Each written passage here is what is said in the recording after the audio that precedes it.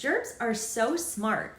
They can actually change locations in your mouth to be in places that are suited for their specific strain. They talk with each other using chemical signals and can actually make decisions together that are beneficial to an entire community.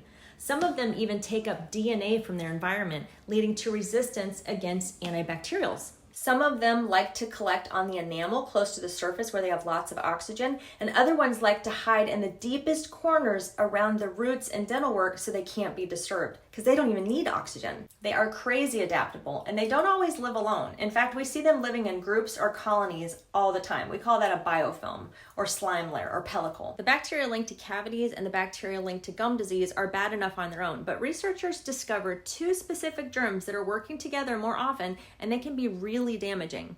But don't worry, I'm going to explain what's happening and how you can fight back without going crazy with mouthwashes or trying to annihilate every germ in your mouth. That's not necessary. My name is Charlotte, and you are watching Burst TV.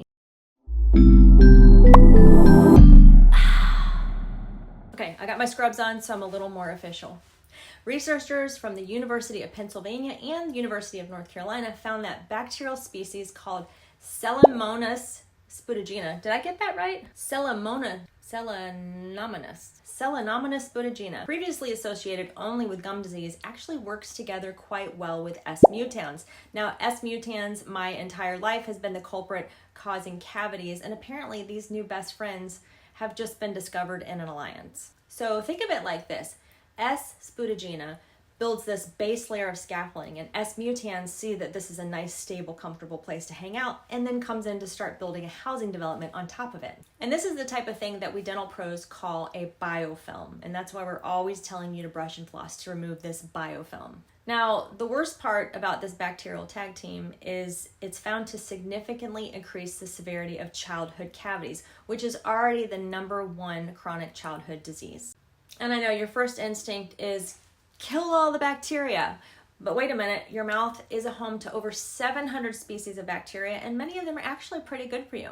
So think of it like an ecosystem. If you were to wipe out all of the germs, the bad ones are often the ones to bounce back first, leaving you really vulnerable to more cavities and gum disease. And studies show that long-term use of alcohol-based mouthwashes or antibiotics can actually lead to an overgrowth of harmful bacteria, which can leave you with bad breath, dry mouth, periodontal disease, cavities, all the bad stuff, and can actually affect your gut as well. Oh, and antibiotic resistance. Now, this is where oral probiotics can come into play. They help crowd out the bad bacteria and create a healthier balance in your mouth. So instead of fighting against your natural microbiome, these probiotics introduce good bacteria that support gum health, fresh breath, and even reduce cavity risk. Now, yes, I work for Burst, and that's why I'm always excited to offer these probiotics for people struggling with those issues. I think of it like a daily vitamin for your mouth. You just let one dissolve right before bed and let them work their magic. Now, I know this topic can be a little nerdy, but I think it's important for everyone to talk about the way that the germs in our mouth work together. It's a really complex system and worth looking into if you or someone you know struggles with cavities and gum disease. Now, of course, the physical removal of this biofilm every single day is going to be the best way to keep them under control. You can do that with a nice electric toothbrush and any device that cleans in between your teeth and under your dental work really well.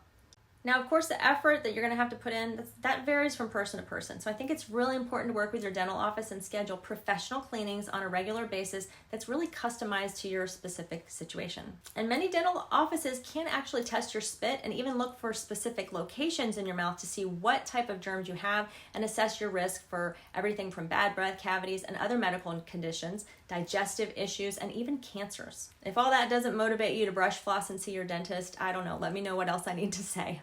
And tell me in the comments, have you ever had your saliva tested?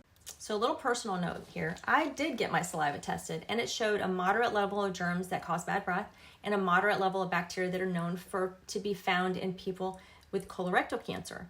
My family does have a history, so this is important information. This information didn't freak me out because I'm very vigilant about my oral care habits, but now I use these oral probiotics every day, and I've dramatically reduced sugars, and I made some other dietary changes just to reduce my risk. And I've also opted to get some digital imaging well before it would be recommended by my doctor. So we're never here to give anyone medical advice, but we're here to provide information, get your brain going, and talk to you about these extraordinary bacteria that work together. Now, they can cause disease in our body, but mostly they're doing some really amazing things to keep us healthy. I hope you learned something new today.